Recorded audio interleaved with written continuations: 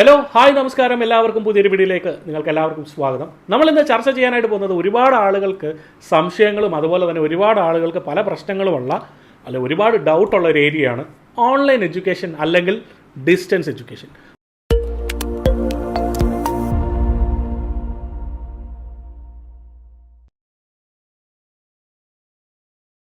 So welcome Mejo.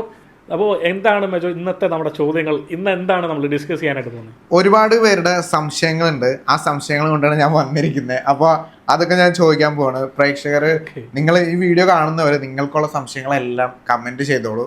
So ഞങ്ങളത് ഇങ്ങനെ discuss ചെയ്യുന്നതായിരിക്കും.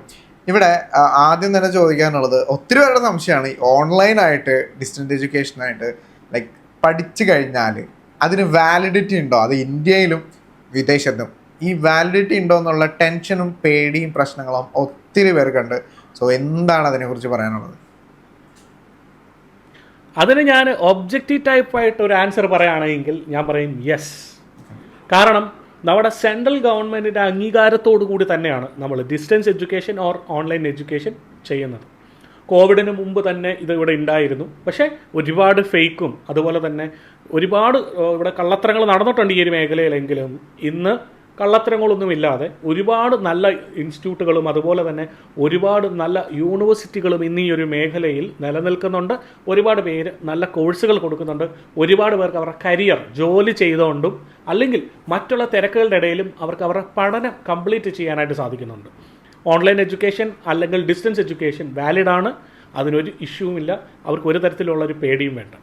ഓക്കെ, ഇപ്പോൾ വാലിഡാണ്, ദാറ്റ്സ് ഫൈൻ. പക്ഷേ ഒരു മേജർ ഡിഫറൻസ് എന്തെങ്കിലും ഉണ്ടോ?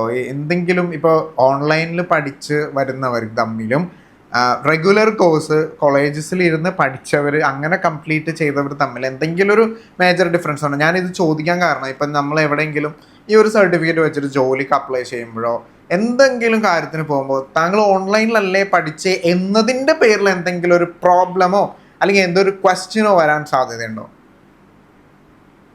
അല്ല, അത് മെജോ ഞാനൊരു കാര്യം പറയട്ടെ. വളരെ ഫ്രാങ്കായിട്ട് പല കമ്പനികളും ഇന്നും അതിനെ കാണുന്ന മറ്റൊരു രീതിയിലാണ്. പക്ഷേ എല്ലാവരും അതിനെ അക്സെപ്റ്റ് ചെയ്ത് തുടങ്ങിയിട്ടുണ്ട്. വളരെ ഫ്രാങ്കായിട്ട് പറഞ്ഞാൽ ഓൺലൈൻ എഡ്യൂക്കേഷൻ അല്ലെങ്കിൽ ഡിസ്റ്റൻസ് എഡ്യൂക്കേഷനും റെഗുലർ കോഴ്സും തമ്മിലുള്ള മേജർ ഡിഫറൻസ് ഇന്ന് ഏതൊരു സാധാരണക്കാരനും പഠിക്കാൻ സാധിക്കുമെന്നുള്ളതാണ് യഥാർത്ഥമായൊരു കാര്യം. കാരണം ഡിസ്റ്റൻസ് എഡ്യൂക്കേഷനിലും അല്ലെങ്കിൽ ഓൺലൈൻ എഡ്യൂക്കേഷനിലും അവർക്ക് വളരെ കുറച്ച് ട്യൂഷൻ ഫീസേ ആവുന്നുള്ളൂ.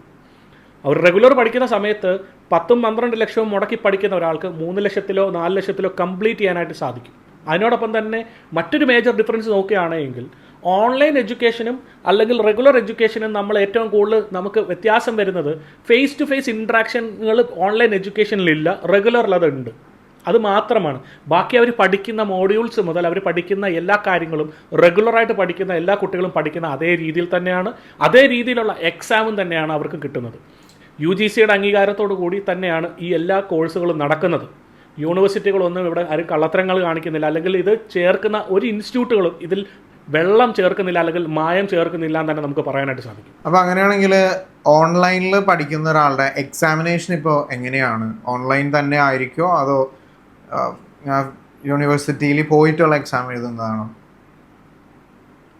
രണ്ടും ഉണ്ട്. ഇന്ന് രണ്ടും അവർക്ക് അഡോപ്റ്റ് ചെയ്യാനായിട്ട് സാധിക്കും. ഇനിയിപ്പോൾ ഗൾഫിലിരുന്ന ഒരാളാണെങ്കിൽ അയാൾക്ക് അയാളുടെ വർക്കിംഗ് ടേബിളിലിരുന്ന് അല്ലെങ്കിൽ വീട്ടിലിരുന്ന് എക്സാം എഴുതാനായിട്ട് സാധിക്കും.